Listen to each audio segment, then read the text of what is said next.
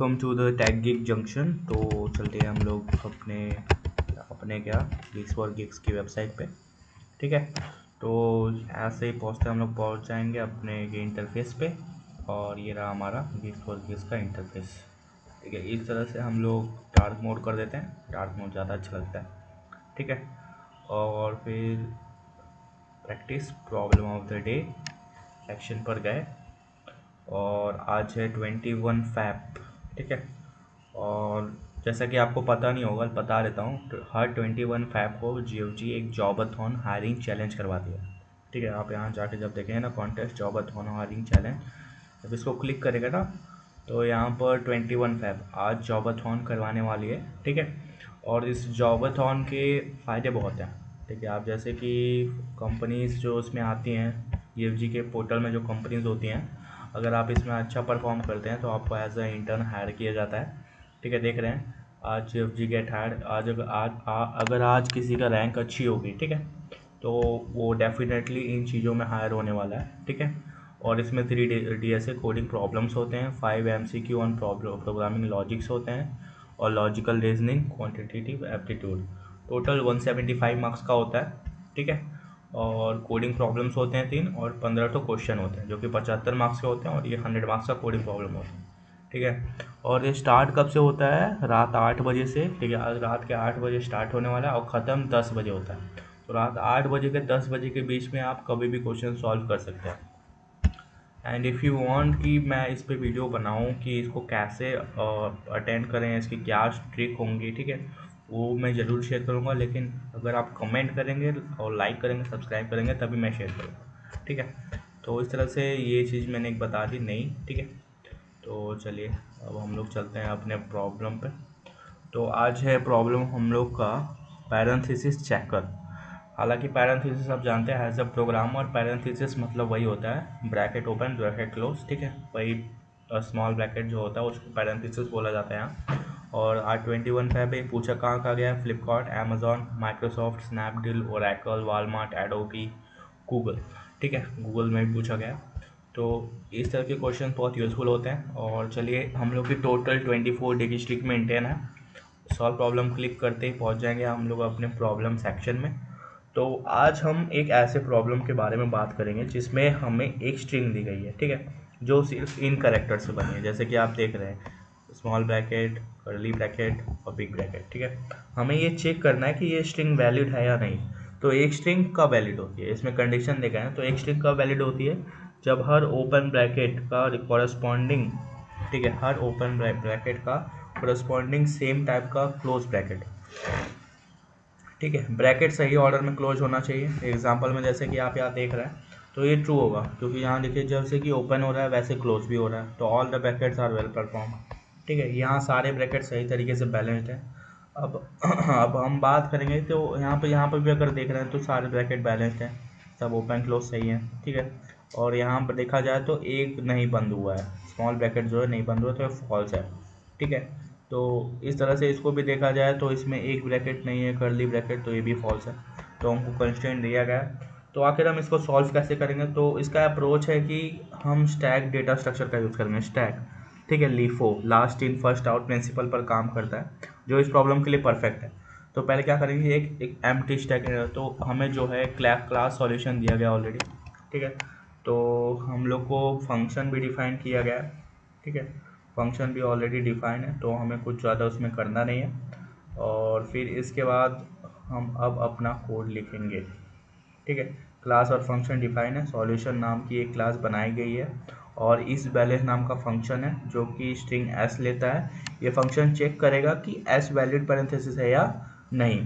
ठीक है, अब एक मैपिंग डिक्शनरी बनाते हैं। एक मैपिंग डिक्शनरी बनाएंगे डी इक्वल टू, जिसमें हम लोग क्या क्या स्टोर करने वाले हैं। डिक्शनरी जैसा कि आप फॉर्मेट जानते ही होंगे, वो कर्ली ब्रैकेट से ओपन होता है। ठीक है, और फिर उसमें पहले हम लोग स्मॉल ब्रैकेट को स्टोर कराते हैं। फॉर्मेट आप देखते रहेंगे। इसमें की होता है और एलिमेंट होता है, याद रखेंगे।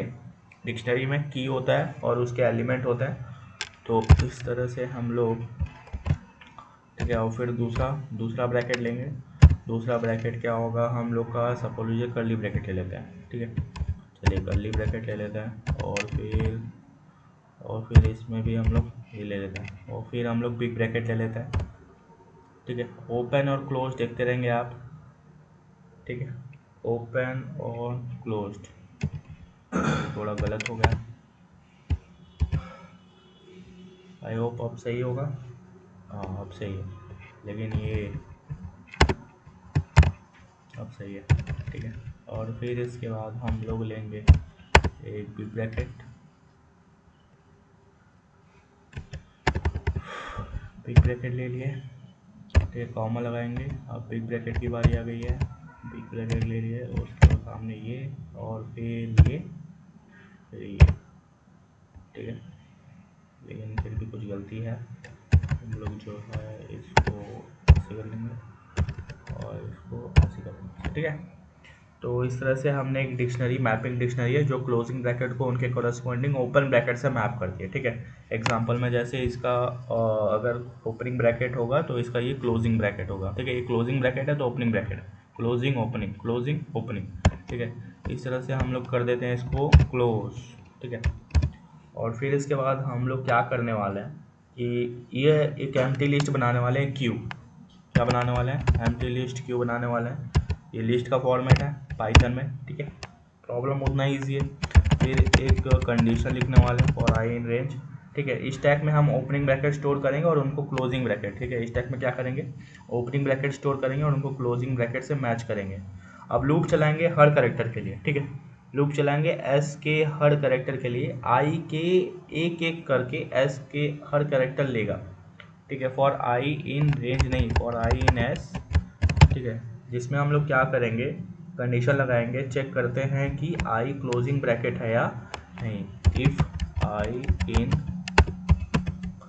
D, if I in D, तो उसमें हम लोग क्या करेंगे, इफ नॉट क्यू, अगर आई क्लोजिंग ब्रैकेट है तो हम मैचिंग करेंगे कि उसका मैचिंग ओपनिंग ब्रैकेट स्टैक के टॉप पे है या नहीं।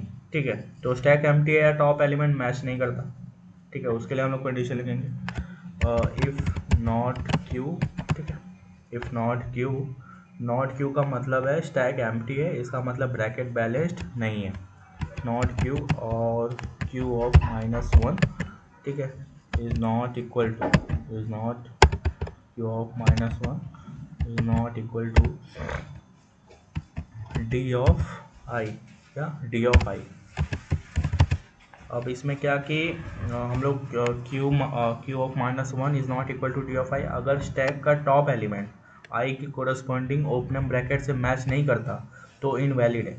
और सीधा हम लोग कर देंगे रिटर्न, क्या कर देंगे, फॉल्स। ठीक है, अब हम लोग क्या करेंगे कि रिटर्न तो करा दिए फॉल्स। अब स्टैक से एलिमेंट को रिमूव करना है, स्टैक से एलिमेंट को रिमूव करना यानी पॉप करना है। ठीक है, तो अगर आई का मैचिंग ओपनिंग ब्रैकेट स्टैक के टॉप पे है तो स्टैक से हम लोग रिमूव कर देंगे यानी पॉप कर देंगे, मतलब एक वैलिड पेयर मिल जाएगा तो उसे हटा देंगे। क्या करेंगे, क्यू डॉट पॉप। तो पॉप एक फंक्शन है जो कि हम लोग यूज़ करें यहाँ पर। ठीक है, अब हम लोग अगर वो चीज़ें नहीं सुनी, एल्स। ठीक है, एल्स लगा रहे हैं, तो अगर आई ओपनिंग ब्रैकेट है मतलब उसे स्टैक में डाल देंगे यानी पुश कर देंगे, ये ब्रैकेट बाद में किसी क्लोजिंग ब्रैकेट के साथ मैच नहीं करेगा।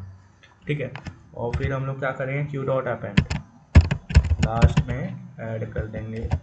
ठीक है, और फिर हम लोग लास्टली में फाइनल चेक स्टैक एम्प्टी है या नहीं, तो रिटर्न नॉट क्यू। अगर स्टैक एम्प्टी है तो रिटर्न यानी ट्रू, मतलब सारे ब्रैकेट बैलेंस थे। अगर स्टैक में कुछ बचा है तो रिटर्न कर दो फॉल्स, मतलब कोई ब्रैकेट प्रॉपरली क्लोज नहीं हुआ। ठीक है, रिटर्न नॉट क्यू। ठीक है, तो इस तरह से हम लोग अपना कोड लिख लिए। आई होप सभी चीज़ें सही होंगी। अब इसको कंपाइल करा के देखते हैं। हमने सही चीज़ें सभी सही लिखे हैं तो हमारा आउटपुट ट्रू है। जैसे कि आप देख रहे होंगे यहाँ सभी ब्रैकेट ओपन क्लोज सही से है, तो हमारा आउटपुट और एक्सपेक्टेड आउटपुट सही है।